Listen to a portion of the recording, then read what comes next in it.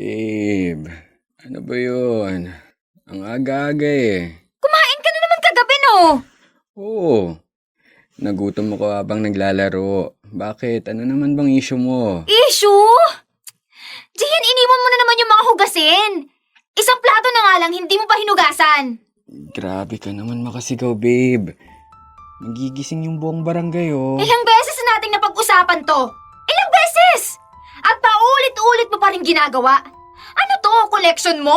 Mga pinggan na may tirang kanin? Naantok na kasi ako pagkatapos kumain eh. Jiyan!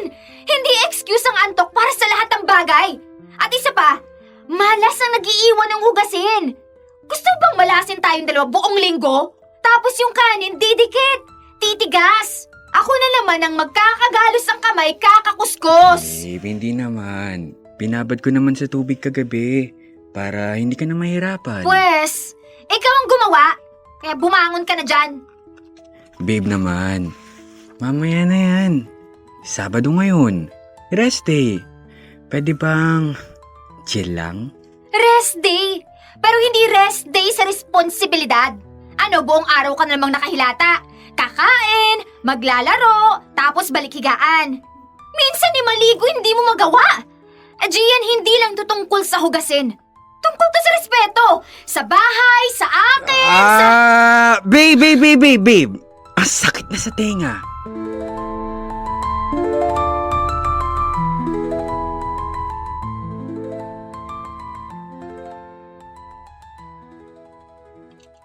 Good morning, babe. Good morning. Pakis nga ako. Parang gusto ko ng breakfast in bed ah. Sure ka ba dyan? Sure na sure. Sige na nga. Wait lang. Share lang ako ah. Bilisan mo Gian! Oh, ano yun, babe? Sino to? Sino? Saan? Ano? Etong Patricia! At bakit may message na, "Thank you for liking my photos"? Hindi ko kailan, babe. Baka nadaanan ko lang sa Ang Instagram. tanong ko, bakit mo nilalike ang photos ng iba? Hindi ko na maalala yun, babe. Natural! Kasi ang bilis mo mag-like ng ibang babae. Naka-turbo mode no? Pero sa akin, simula nung naging tayo, halos di mo pinapansin mga post ko. Babe naman, mas mahalaga ba yung mga likes? Magkasama tayo araw-araw. Ikaw yung taong mahal ko.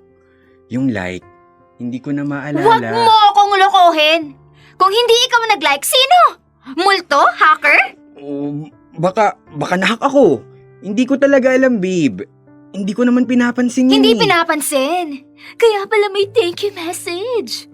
Ang hirap sa'yo, hindi mo ako pinapahalagahan. Pero sa ibang babae, gilaw na gilaw ka? Babe naman, sabi mo dati huwag magpapa-apekto sa sasabihin ng Tigilan iba. mo nga ako, Gian. Hindi to tungkol sa iba. Tungkol to sa respeto. Babe, wala lang yan. Promise. Wala lang. So anong next? Bukas? Mambababae ka na tapos sasabihin mo rin, wala lang yun. Babe naman, kumalma ka. Taas na naman ng boses mo. Sakit sa tenga. Aga-aga. Tigilan mo ako. Halika na. Tara na. Tuloy na natin yung breakfast in bed. Wala na ako sa mood, Gian. Breakfast na lang. Literal. Gumawa ka ng sarili mong breakfast. Lalabas ako magkakape. Babe naman. Babe.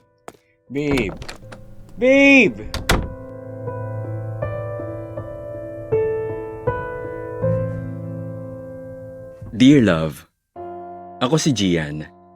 Si Mara, live-in partner ko at girlfriend ko ng 3 taon. Kung titingnan mo kami, para kaming dalawang taong itinadhana, pero magkaiba ang timpla. Ako, chill lang. Hindi ako madaling mabahala. Hindi mabilis suminit ang ulo. Habang si Mara, kabaliktaran ko. Makuda, diretso kong magsalita, at sobra kong maglabas ng emosyon. Lalo na pag may napansin siyang mali. Kahit simpleng bagay, gaya ng pagbalik ko sa ref ng pitsyel na walang laman, O yung pagdapa ko sa kama pagkagaling sa trabaho kahit hindi pa nagbibihis, o yung paulit-ulit niyang paalala na hugasan ng pinggan. Para na siyang dragon kapag nagalit.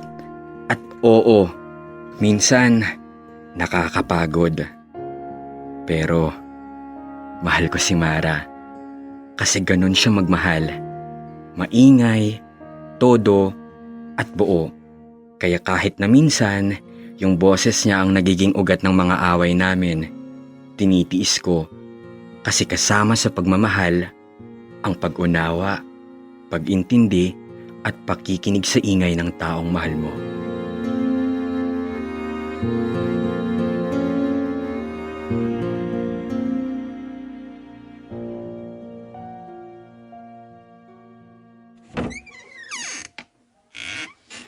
Babe, I'm home.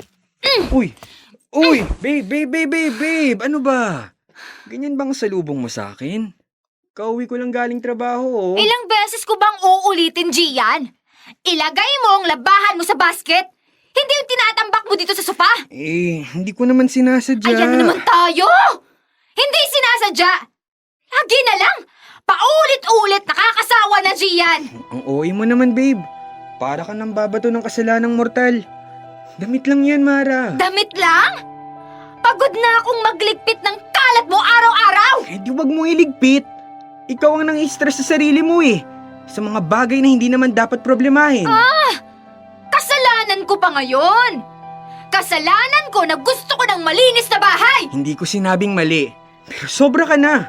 Para kang obsessed sa kalinisan. Gusto ko lang ng maayos na uuwian! Lalo na pagpagod ako! Stress sa labas! Stress pag-uwi! Lahat dahil sa kalat mo! Ikaw at ikaw lang ang makalat sa ating dalawa, Gian! Akala mo ba hindi ko gusto ng peace? Pero paano ako magkakaroon nun kung araw-araw sigaw ka ng sigaw? Ang sakit na sa tenga, Mara. Nakakarindi. Pareho tayong pagod. Pwede bang bukas ka na lang maglitanya? Pesteng buhay to! Araw-araw na lang! Para kami kasamang bata na kailangan bantayan! Tama na! Tama na! Sumusobra ka na, Mara! Naririndi na ako sa'yo! Gusto mong manahimik ako? Umayos ka! Hindi yung ako laging naglilinis ng dumi mo, nakakairita ka! Mas nakakairita ka! Kung hindi dumi sa bahay, kalat mo naman sa social media ang pinoproblema ko! Dahil sa pag-like ko sa pictures ng ibang babae? Ano, Mara? Utang na loob! Ganun ka na ba kababaw? Babaw? Para sa'yo siguro. Pero sa akin, hindi! Oy, kanino ba ako umuwi, Mara? Sa'yo, di ba?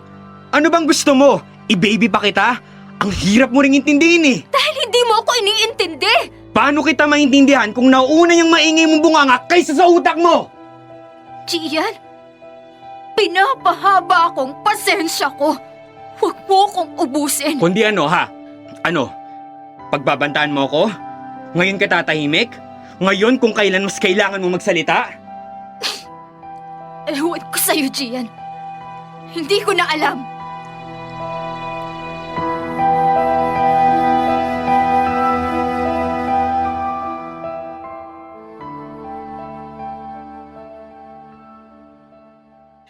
Dear love, ganyan na lang lagi ang ikot ng relasyon namin ni Mara. Away-bati. Paulit-ulit. Parang sirang plaka. Walang totoong nagbabago. Pero sa kabila ng lahat, mahal namin ang isa't isa at sigurado ako ron. Para kaming aso at pusa kong magbangayan at magmahalan. Maingay, pero hindi lumalayo. Kasi ganun naman ang relasyon, di ba? Hindi laging smooth. Hindi laging sweet. Minsan ingay, minsan luha, at minsan katahimikan.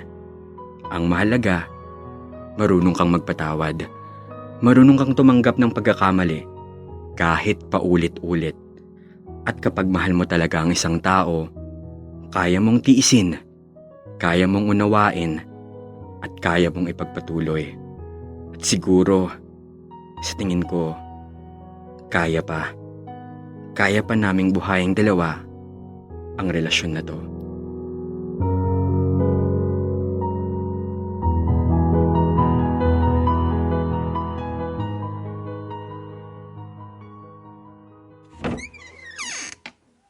Babe, Nakauwi na ako. Babe. Oh, andito ka na pala. Babe. Parang ang kalat ng bahay ah. Ha? Hindi naman. Okay lang yan. Bakit nakapastura ka? May lakad ka ba? Gabi na. Oo. Hindi ako nakapagluto. Pagod na pagod ako sa trabaho. Lalabas ako kasama mga college friends. Ganun ba? Oh, wala na rin palang laman tong ref. Oo. Nakalimutan kong mag-grocery. Sorry, medyo sabaw talaga ako ngayon. Okay lang, order na lang ako. Hindi pa rin kasi ako nagdi-dinner eh. Sige. Babe, yung mga labahan pala. Pupuno na. May mga damit pa dito sa kama oh. Hayaan mo muna. Wala pa ako sa mood magligpit. Sige. Ingat ka. Oo. Ikaw rin.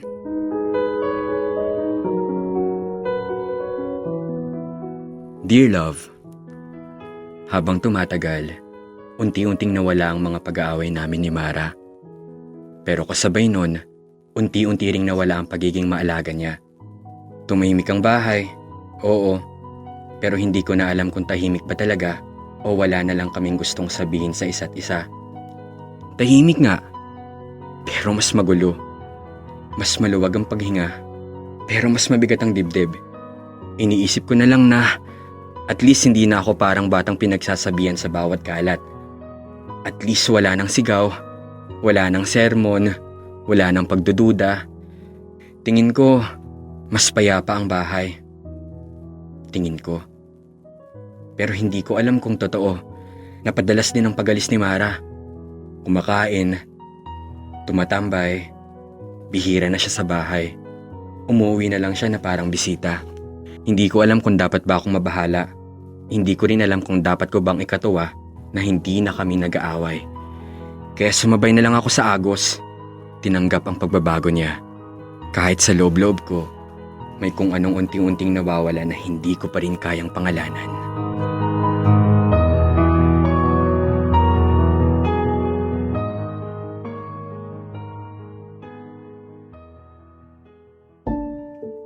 Bakit parang kumunti yung gamit dito? Ano to? May note? Gian, umalis na ako. Pasensya na kung sa tingin mo, kaduwagan ang ginawa kong pag-iwas. Pero hindi ko na kaya. Napagod ako. Pakiramdam ko hindi na tayo sabay tumatakbo. Marami pa akong gustong maabot sa buhay. At hindi yun umiikot sa paglilinis ng kalat mo. Hindi lang sa bahay, pati na rin sa relasyon natin. Hindi ko na rin maramdaman ang seguridad na hinahanap ko. Sa mga kilos mo, parang ang dali mong maagaw sa akin. Hindi ako makasandal. Hindi ako mapalagay. At ayokong araw-araw akong lamunin ng takot na yon. Minahal kita, Gian. Totoo yun. Pero napagod ako. At sa puntong to, kailangan ko munang piliin ang sarili ko. Pasensya ka na. Maaring tama ka, lumalamig ang pagsinta. Sana'y malaman mong di ko sinasadya. Di lang ikaw. Dear Love, iniwan ako ni Mara. Iniwan ng walang pasabi, walang hudyat, walang kahit anong senyales. Sana napaghandaan ko. Hindi ko man lang namalayan na matagal na pala kaming hindi okay. Matagal niya na palang pasan ng bigat na ako ang may kagagawan. Maliliit na bagay na akala ko wala lang. Aamin ako, nung mga panahong bihira na siyang umuwi, kinakabahan na ako. Pero umasa ako na baka face lang. Baka pagod lang siya. Baka bukas okay na ulit kami. Pero hindi. Yung bahay na puno ng ingay, tawanan, asaran at sigawan, unti-unting napalitan ng katahimikang mas nakakabingi, nakakatakot, At yung sigaw ni Mara noon, na akala kong nakakairita. Napalitan ng mga bulong, mga tanong, ng panghihinayang.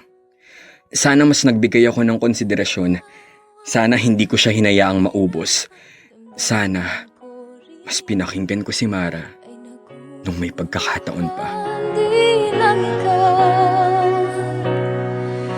lang ikaw ang nababahala, ulong ng isip. Huwag kang pagkawalan, ngunit puso ko ay kailangan kang iwan.